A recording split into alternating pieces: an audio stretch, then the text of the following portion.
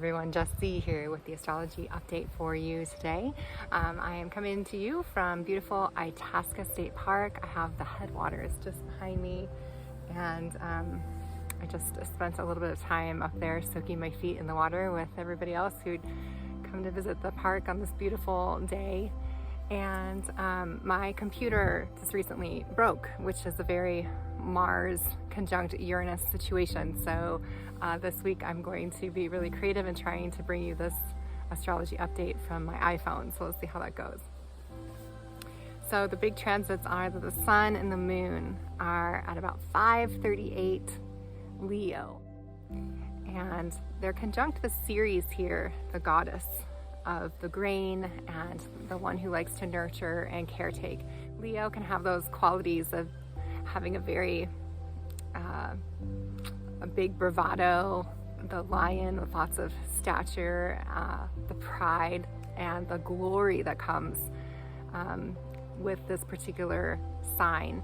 And the sun is exalted in Leo, so you might start seeing those Leo characters in your life, or even feel a little more confidence this time of year with the sun in Leo. It can really bring out our own dignity and a chance to really stand in our confidence and shine our essence a little bit brighter. Some of the transits are that the sun and the moon are making a trine here with Jupiter. And Jupiter is in Aries, so also a fire sign. And that is going to amplify this energy. Jupiter is going to make things bigger. And so with Ceres there could be a bigger emphasis on nurturing and caring for others at this time, cooking, family gatherings, this sort of thing. At the very top of this chart, at the midheaven, right above the sky when this new moon is happening, and the new moon time to be exact is July 28th at 12:54 p.m. So tonight, as I'm posting this, will kind of be the night of the new moon, and then tomorrow night as well, but we're really heading into the darkest of the dark tonight. So at this point tomorrow afternoon, at the midheaven is Lilith and Persephone in Cancer. So there's a lot of that kind of energy too with this new moon, of dealing with the rage of the goddess and the story of Persephone, which has to do with transforming experiences that pull us into the underworld or seem to take away our power. And Pluto holds where the feminine goes in her descent. And part of that container, even though it might feel like an underworld, is to find that true power of the feminine, for her energy to rise again as a queen and to really come empowered out of the underworld. It can be a death and resurrection kind of experience. So Persephone and Lilith here at the midheaven of this new moon event is making a trine to Neptune, who is in Pisces. So adding to this nebulous mystery, confusion, inability to have clarity, Neptune can add some more of that mystery upon mystery. And then Neptune is making a trine to the Proserpina asteroid in Scorpio. So this makes a grand water trine here with Neptune, Lilith, Persephone, the midheaven, and Proserpina. Proserpina is the Roman version of Persephone in the myth. So this new moon could really have a lot of those Persephone type qualities.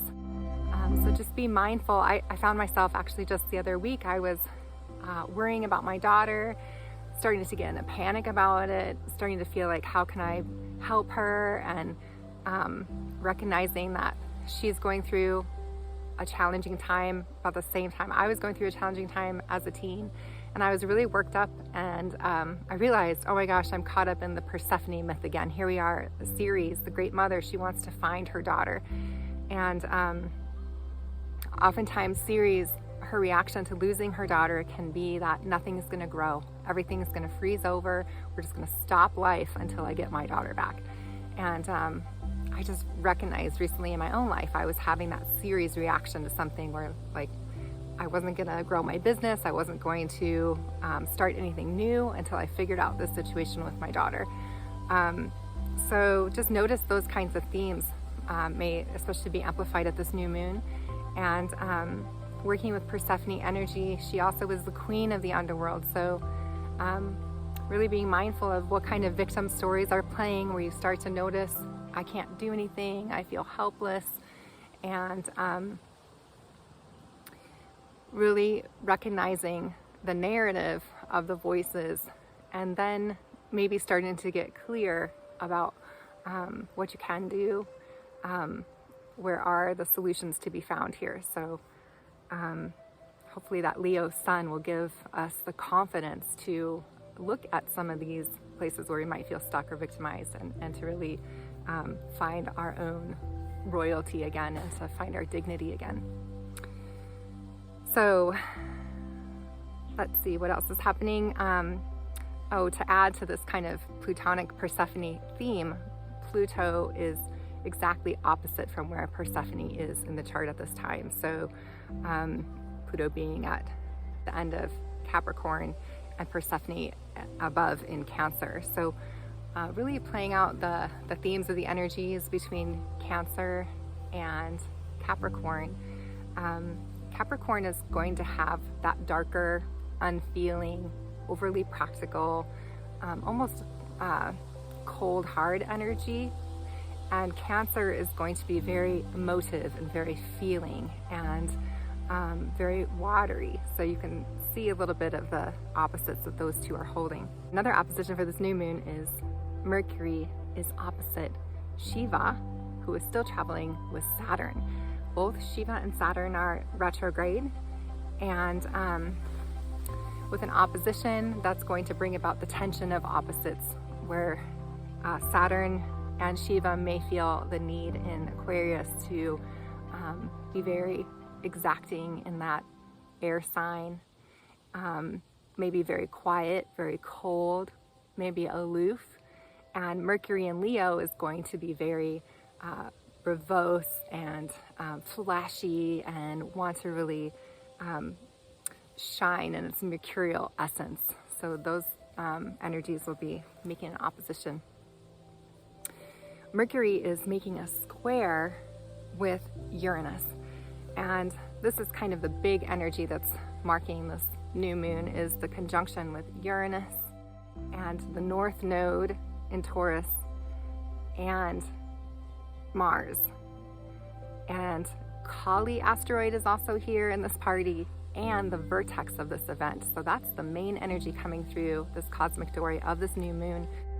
Kali is going to be bringing about her fierce justice and kind of chopping off illusions.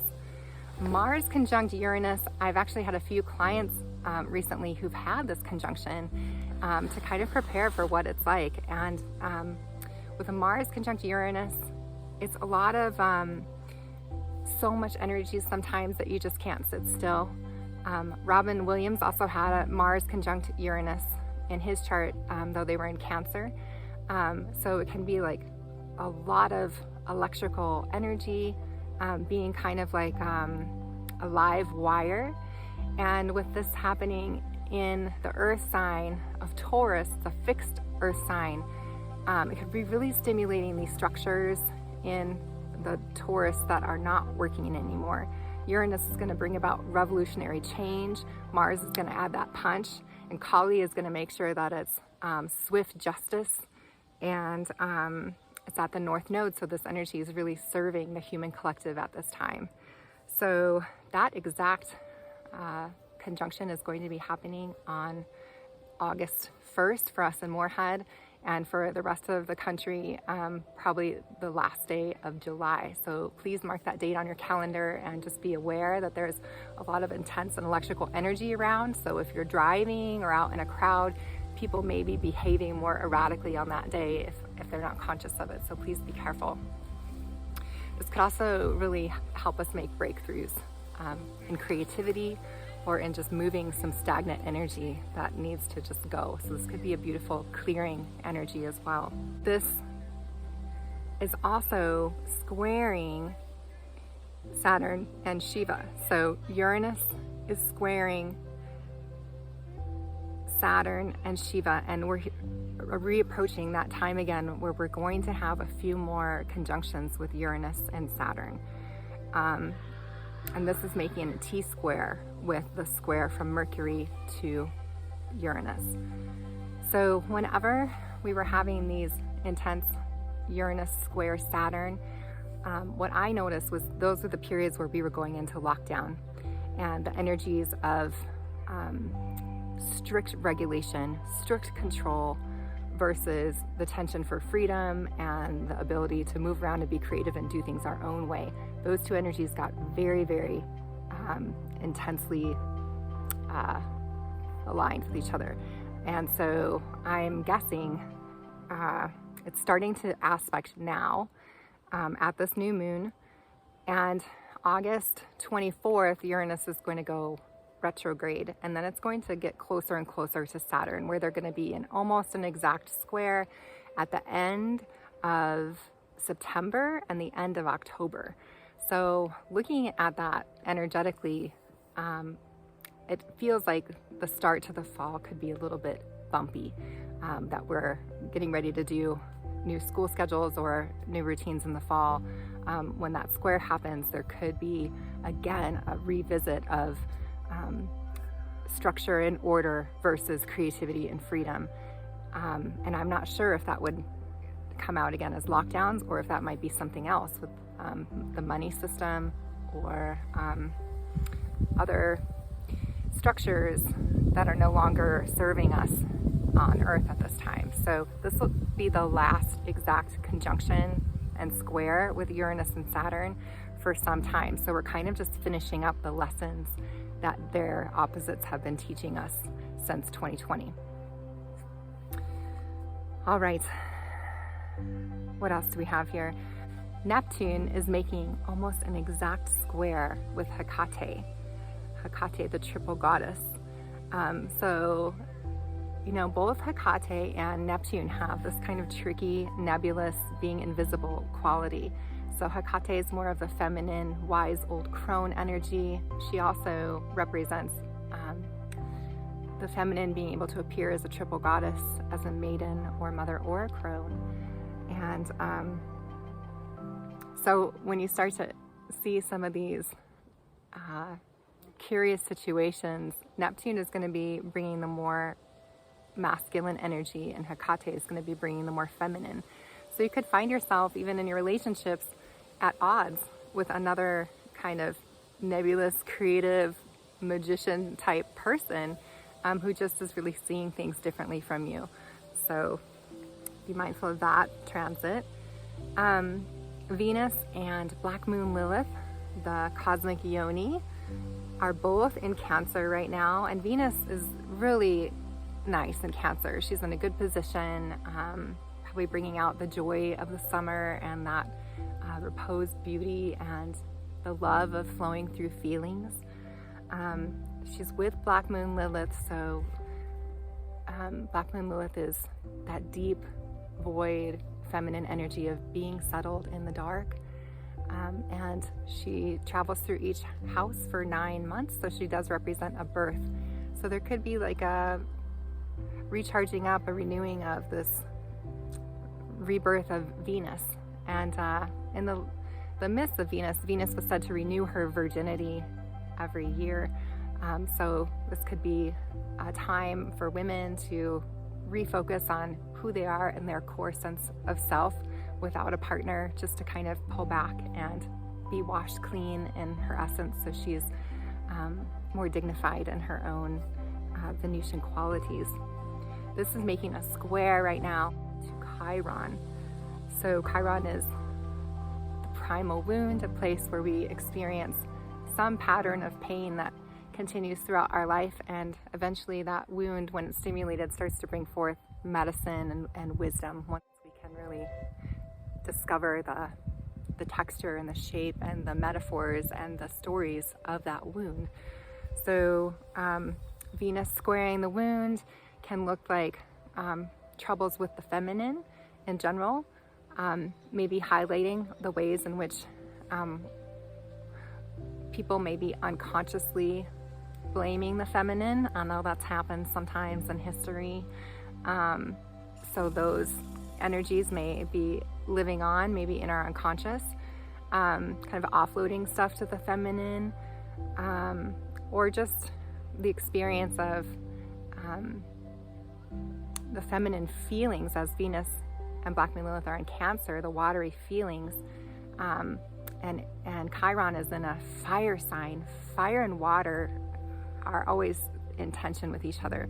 Fire wants to just blaze forth, and yet the water is like trying to be very sensitive to everybody. So if you may find yourself in either of those positions where you're feeling more water and you're up against fire, those tensions will be very stimulated at this new moon.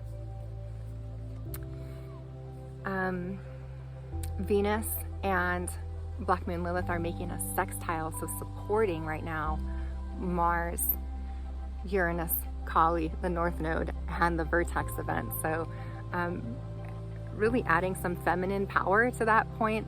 That's going to be very big energy that's starting to constellate now, and will be coming to fruition this weekend. Eris is making a square with the midheaven, Lilith, and Persephone. So Eris is the goddess of chaos, and when she's squaring something, there might be even more chaos. Eris likes to disrupt things in order to bring greater consciousness. So Eris is going to be throwing her golden apples at those deep feelings we might be having about being a victim or feeling disempowered, and trying to disrupt that and really bring some healing or some consciousness growth in those areas. Eris is also still squaring Pluto, so that makes a T-square with the earlier square with Persephone, adding really that underworld experience that I started with this new moon transit. Mercury is also making a trine to Chiron, so that will allow for more fiery talk about the wound, as Mercury is in Leo, Chiron is in Aries. Expect to hear more about the places that we're suffering, and it will have kind of that Leo noble energy about it as people are talking about it and trying to explain their understanding of the texture of their wounds. And then that water trine kite I mentioned at the beginning, with Persephone, Lilith, the midheaven, Proserpina, and Neptune, is actually making a kite. So there's two sextiles that point right to Pluto, pulling the energy of this particular new moon event to Pluto. And Pluto, again, is going to ask us to really look deep into our unconscious, into our lineage, into our ancestors, and to be more mindful of the patterns that we're carrying, and to tap into that resurrection energy. And really the only way we can rise out of the depths of our lives is by going in deep and doing the work. So those are the transits we have for this new moon event, and I will go ahead and pick a few cards here. Just asking for, what do we need to see for this new moon event? What is for our highest good, for the highest good of all? What guidance? And I'm just asking, let's pick 3 cards. One is gonna look at our situation, it's that one. And then one is a block to the situation, it's gonna be this one. And then the other is a way forward or a solution to challenge, it's this one. All right, so the first card, the situation, is the 3 of Inspiration. So inspirations are a fire sign. They are the wands, and 3s is really about having hope and that passion of looking out into the world with hope and having a vision, and seeing how the dominoes are going to fall. So that's the situation, to have that inspiring vision. Blocks or challenges to having that inspiring vision. I always pick this card for my readings. Here we have the moon. Yeah, well, the moon has some heavy watery energy, right? And inspiration takes fire. So the challenge is the water, and the moon is exalted in Cancer.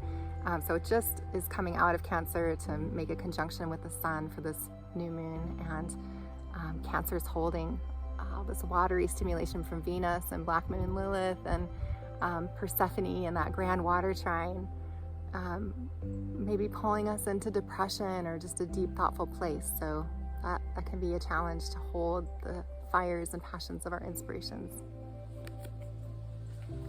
The solution. It's fun. The Three of Materials. So this is Three of Earth. And I'm thinking of where this big conjunction for Mars and Uranus and Kali at the North Node. Threes are the structures that last.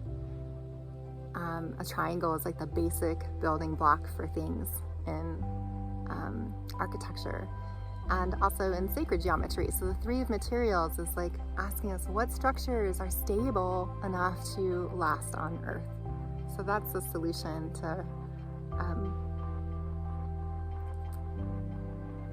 carrying our inspirations forth into the world. All right, thank you so much for tuning in. I wish you many blessings. Namaste.